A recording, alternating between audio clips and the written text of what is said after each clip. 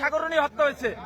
এই দেশের সেনাবাহিনী যখন পিলখানার যখন হত্যাকাণ্ড হয়, পিলখানার হত্যাকাণ্ডের সর্বপ্রথম মিসগাইড সেনাবাহিনীকে আপনি করছেন। আপনার মিডিয়ার মাধ্যমে আপনারা যখন ভুল তথ্য দিচ্ছেন, আপনাদের মাধ্যমে সর্বপ্রথম সেনাবাহিনী মিসগাইড হয়েছে। মানে ওই দিন পিলখানায় 57 জন সেনা অফিসার সেনাবাহিনী পিলখানায় হত্যাকাণ্ড ঘটনা, গুলজার আহমদ বুলবুল, শাকিলের মতন লোকজন ওই দিন সেনাবাহিনীতে হত্যাকাণ্ড ঘটনা, বিডিআর পিলখানার হত্যাকাণ্ড ঘটনা। এই হত্যাকাণ্ড যখন হয় সর্বপ্রথম মিডিয়ার মধ্যে সর্বপ্রথম আপনি মিসগাইড করছেন। এই দেশে 52,000 রয়েল সদস্য, এর ভিতরে আপনি একজন।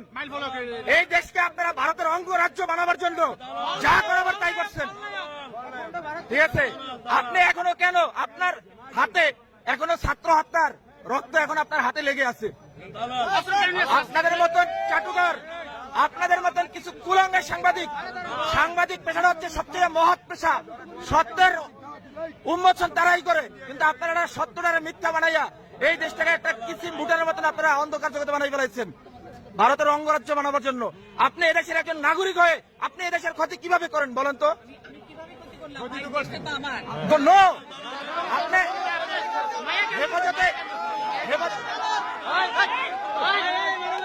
হেফাজতে ইসলামকে আপনারা কিভাবে ধ্বংস করে দিচ্ছেন বলেন?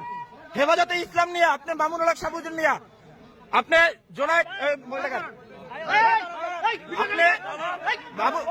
বাবুনগরে নিয়ে আপনি এদেরকে নিয়ে কি মন্তব্য করছেন বলেন? এই দেশে হেফাজতে ইসলাম নিয়ে আপনার মন্তব্যগুলো কি?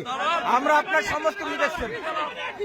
এই দেশের সাংবাদিক মধ্যে আপনি কুলাঙ্গার, এই দেশের সাংবাদিকরা আপনি ধ্বংস করছেন।